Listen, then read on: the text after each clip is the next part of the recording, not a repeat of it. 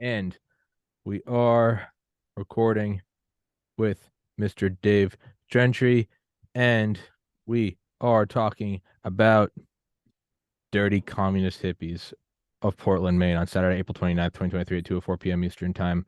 Mr. Gentry, as you were just saying before I rudely interrupted you. Well, I wouldn't call them dirty. I would just say they're communist hippies. I don't think there's any reason to call them dirty. But I was just reading today on the Whitney versus California Supreme Court case in 1927.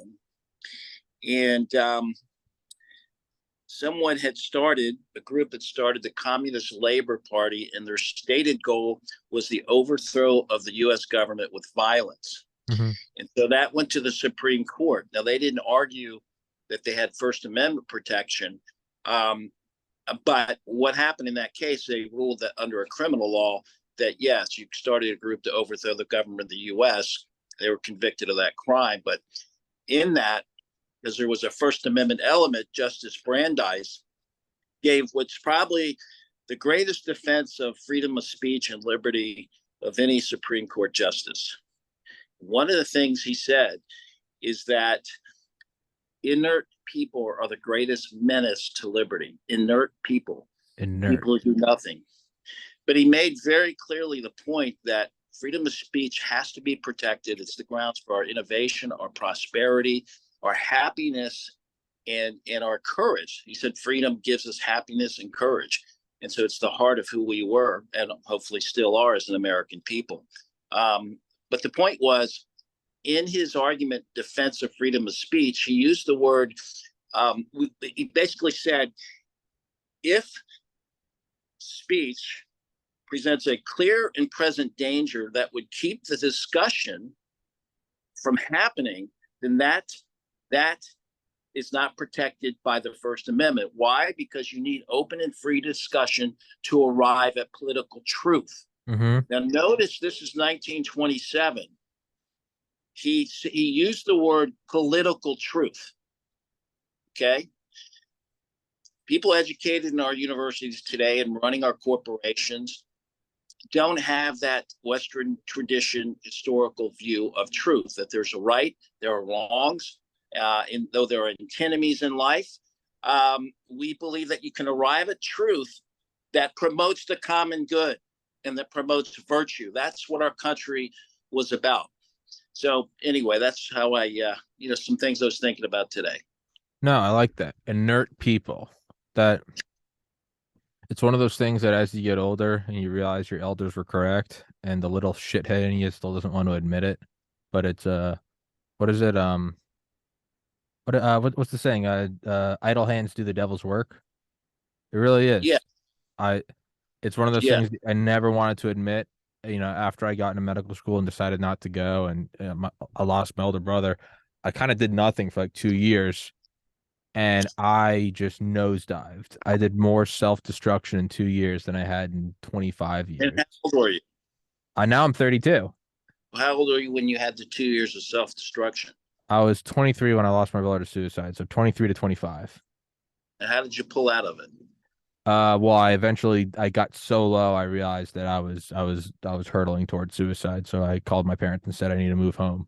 And I just started going to therapy, started going to the gym, taught myself graphic design for 4 years, and then one day dropped it and started this podcast and haven't looked back. So what was your foundation? What caused you to the foundation for stopping was back up? The foundation for stopping was suicide was never an option because I had witnessed firsthand what it did to a family. And so I couldn't even plead ignorance. I knew what it did, and I knew what another would do. And so it was, I'm not willing to put my family through that. So therefore I have to stay alive. And I'm only 20. When I had this realization, I was about 25, almost 26. And I was like, well, statistically, I got a lot of life ahead of me. So I can go through this miserable. You got a lot of summers left. Yeah.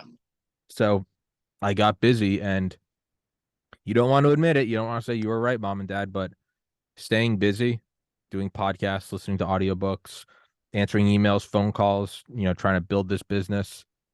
It is the best thing that has ever happened to my mental health. is the best thing that's ever happened to me physically. The amount of sleep I get, just watching my diet, the amount of books. I've read more books since starting this podcast than I did in the previous 30 years. That's Idle great. hands, idle hands do the devil's work. And, I think that is a microcosm of the biggest threat to democracy are inert people. You don't have, I think struggle really is necessary, man. I really, not struggle in that you can't find clean water or you live in a war-torn hellhole. That sucks. But I think daily a Sisyphusian, like pushing a boulder up a hill, I think it's good for the average person. Well, look, that's all about the Puritan work ethic, Mm-hmm. right? That's America was founded on the Puritan work ethic, and it's what built America and made America America great. Now, of course, on the radical left, in the woke, they want reparations, and of course, you've got a city in California that's going to pay out every African Five American, I million. don't know, 5 million. and only that's the most irrational thing and a terrible trend, um, because we've provided so much expertise and capital from our government institutions to private enterprise and helping ameliorate the issues caused by slavery. I mean, billions of dollars have been poured into the inner cities, have been poured into educational institutions, laws, practices that really have tried to help those who are descendants of slaves, with a leg up. And but this is, paying them for something we had nothing to do with, you and me, people living today, and we shouldn't have to pay that price. Well, technically, I did have something to do with it because the 150 years ago, Carrigans actually did fight in for the Union Army. So I would like 5 million. Oh, okay. I like Yeah, that. yeah, Yeah, yeah. I exactly. mean, across the board, I think we should Lost, apply it evenly. we probably lost some of our. We probably had some relatives going way back. Yeah, All of us. yeah. Whether they actually died or it's mental trauma, I don't care. I'm with them. I stand for justice. So I'd like my 5 million. And yeah, and then maybe we can start to discuss the comedic insanity of it all. That a white guy in 2023 should get 5 million, and that maybe that will then trickle out to everyone realizing how fucking retarded it is. But And the belief that if you're white, you're innately racist. mhm, Today, Melbourne, Florida, and taking a walk on Main Street. And, there's a musician playing, having a great time playing blues. There's people talking to him in between. There's another man, he's selling paintings on the sidewalk there. And everyone's interacting, and no one's thinking about the mhm. color of the other person's skin.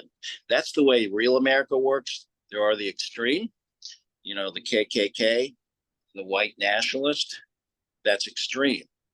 Most Americans are not thinking about color, and most Americans, there is no innate racism.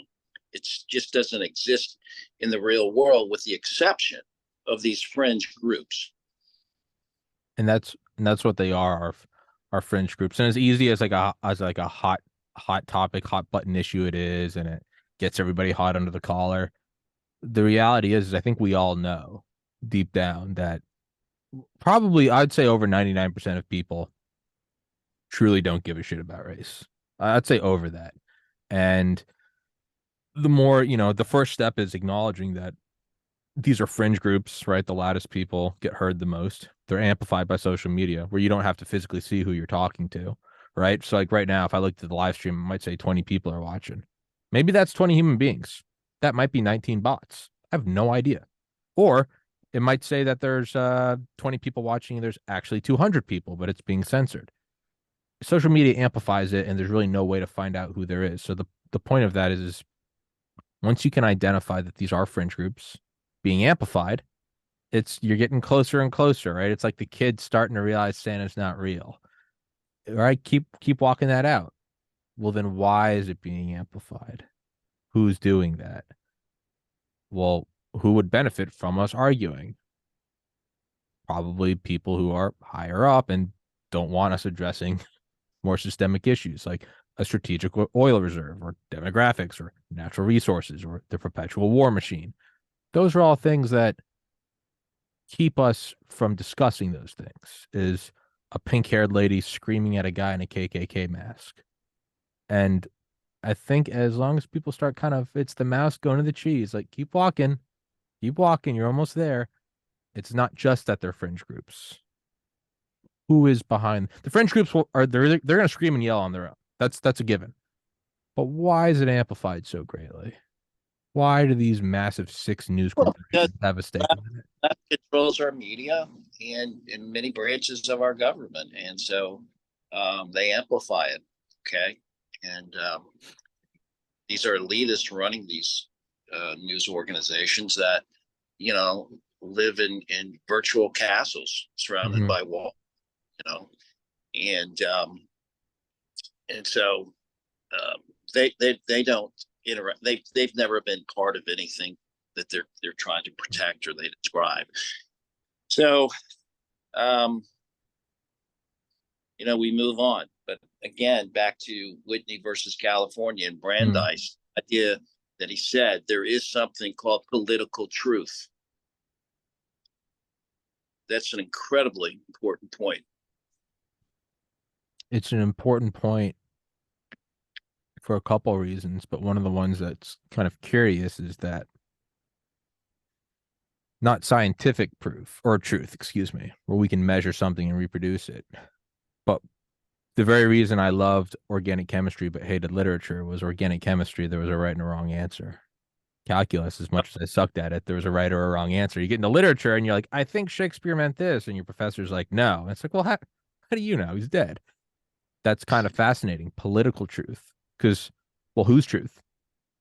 Right? It's not. That's the. No. Whose truth did not enter the equation. Okay.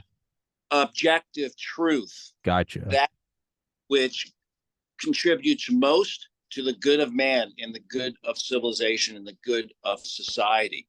Okay. And he's objective. That's not whose truth, but what's required to get to that objective truth is free and open discussion.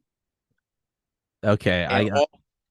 Which leads to our freedom and our continued freedom and our progress and our prosperity and everything else. So it's not whose truth. It's because at that time, he was a classically educated judge in the West, in the U.S., even though existentialism in the 1920s was starting to get a grip in the U.S. culture. And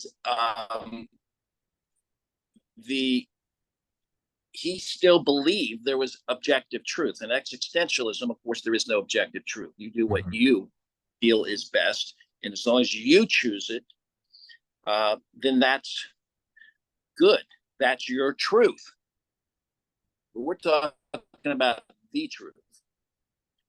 Existentialist truth is that's okay for the individual. You got to find what makes you happy, right? That's different. But yeah, no, political truth, that's kind of a curious idea to actually talk about, because it's more of instead of a settled thing, what is the height of the average poodle where we could come to an objective empirical truth. I like the idea of political truth because what that implies is that you'll never actually reach it, but you have to be free to attempt to reach it. So like the all-time scoring record in the NBA or something, right? Once it's achieved, that's no longer the marker. You have to surpass it. That's a great point. No one said that we would be perfect, but we strive for perfection. And yeah, it's an ongoing battle. Yes, that's a great point. Who's the greatest of all time quarterback? Well, I'm from New England and I'm biased, but you would say Tom Brady has 7 rings, right? But what's fascinating is, but that's no longer the GOAT. To be the GOAT now, you need 8. And so you'll never actually reach it, but it's always there to be reached. And that's right. That's freedom, capacity to reach it. You have to have these basic freedoms. Yeah. So, and you have to, including, for example, private property, which is at the heart of it, right? The ability to make a profit and loss. But if everything's relative, as again, those in the woke movement believe, then your truth is not their truth, because there is no truth. Therefore, you're going to pay us reparations. Therefore, we're going to shout you down if you are presenting a different worldview than us, because the only truth is our truth, and this is our truth, and we're going to enforce it through intimidation and coercion, which is what the woke left has been doing for the last 35 years on college campuses or more. Anyway, getting back to what you said, Dirty hippies. because literature, it's like literature. You're saying, is there any great truths that you can find in literature? How do you interpret it, et cetera, right? So, you said science, chemistry, much easier for you to. So in 1990, I was in a graduate class in the English department called Reader Response Criticism. And in this view of literary theory, there is no truth in literature. It's only the untruth that you impose upon it, and therefore that's where you derive your meaning. So Jeffrey Hart at Dartmouth at the time said, basically that's like saying that cartoon on the back of the cereal box could be about the French Revolution, if that's the way you imposed your truth on it, or if that was imposed upon it. And I stood up and I said, well, do you believe in objective truth? I said, this happened to be the celebration of the Gettysburg Address. I think it was what was that, maybe 120, 30-year anniversary, whatever it was. And that at the time was in the news. And I said, do you believe that the Gettysburg Address, Lincoln's speech, had no inherent meaning when he called to keep this country together? And of course it had inherent meaning. So anyway, that's how I got into defending free speech rights on college campuses back in 1990, because of that class. He gave me a C in the class, and it wasn't because of my work product. It was because of my beliefs. Mm-hmm. So I wrote an op-ed piece for the Gainesville Sun. They ran it. And then we began to call students at other universities. We formed a group called the First Amendment Coalition from student leaders at University of Florida. And we began to bring in our own speakers, and we began to protest these censorship issues. So again, if we want to go right back to literature, there are great truths that we can draw from literature, objective truth. But even there's the importance of the idea of the freedom of speech, is we can maybe never agree on what Plato meant by X, Y, or Z. But I think we all agree that no one can stand up and say, this is what he meant, now everybody shut up. That's the great debate is, we'll be debating Plato and Aristotle and Socrates to the end of time. There'll be campuses on Mars talking about these guys. Look, the whole idea, the Platonic dialogues, they were dialogues, right? Yes. They were talking. It was a dialogue. And that's what we're missing on our university campuses. It's open and free discussion of complex social, political, and moral issues. And if we don't get to that, and it is kind of fascinating, right? Because we see the idea that there is no objective truth. We're seeing that creep in from just kind of the crazy hyper left-wing fringes, and it's starting to get its claws into reality, the physical reality. What is a woman? What is a man? Now, you and I both know what it is because we're not brain dead, but it's reaching in here saying, well, 20 years ago, if you're a man, you put a thong on and dance in front of a bunch of kids, you'd rightfully be shot. Now, you get a standing ovation because you're stunning and brave. So we're seeing the erosion of objective truth, not just in terms of ideas, where I could sit here and talk and be like, there are no such thing as turtles, and we could have a highfalutin conversation, whatever. It's now getting into science, where you have doctors saying, well, there is no such thing as a man and a woman. It's creeping in. And The end goal isn't no truth. The end goal is with all communist things is you break down the existing structure to the point of chaos to where then they beg for structure and you usher in hell on earth via the boot, via the train car, via the gates of Auschwitz. That's what we're going to. So we're currently in the stage of we're dissolving all truth, but that's not the end state. The end state isn't this weird fog. Well, It is yeah. they will then bring in their truth. Yes. So we have to fight against that at all Mhm. costs. Now, you got to remember, here's something that's greatly to the advantage of those who really support First Amendment rights. The Supreme Court, and it had some recent rulings in the last term that it supported things like the coach is allowed to pray on the football field. Mhm. That's not established religion. He's praying privately, and the public's there. He has that right. Supreme Court ruled in his favor, so that's wonderful. So there have been some recent rulings that show that this court is very First Amendment friendly, and doesn't and understands that we were founded on Judeo-Christian ethics with belief in, as we keep saying, that there are objective truths. So that's just one example, but there were 3 or 4 other examples where they ruled in the favor of. I know what you're Uh, talking about. There were several big cases towards the end of last year, weren't there? yeah. So that's a real. Trump did a great thing there for those who really believe in freedom and liberty. And in the final couple of minutes I have you, because I know I got to let you run, is there's also the entire, be the change you want to see in the world. We can't just bitch and complain about how no one does free speech. On this podcast, I often have people on that I don't agree with. And I won't even have them on and say, you're the token person I don't agree with. I'll just have someone on and try to have the most civil discussion I can. And people that know me and know my leanings, they might text me and go, why'd you have that guy on? Like, I know you. And it's because I genuinely believe in trying to show all sides of something. And there's no greater feeling than having my own mind changed. I like the humility. I like the getting schooled. I like the you're playing one-on-one basketball and you get your ankles broken. I like that. That's weird. It's most people don't like it. I like the humility because it shows there's more to do and more to learn.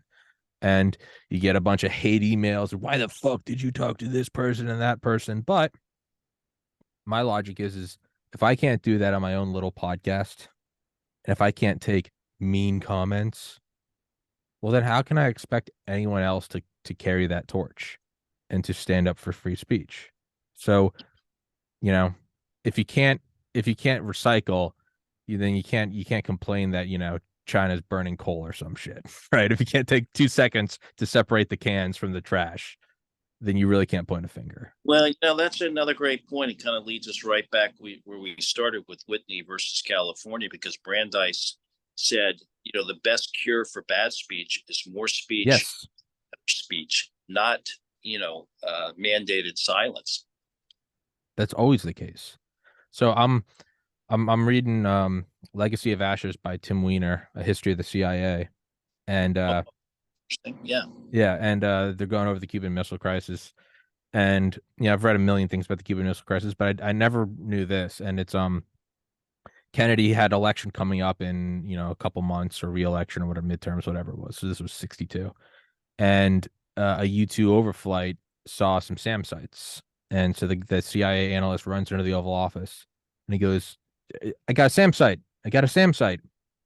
And Kennedy goes, put it in a box and nail it shut.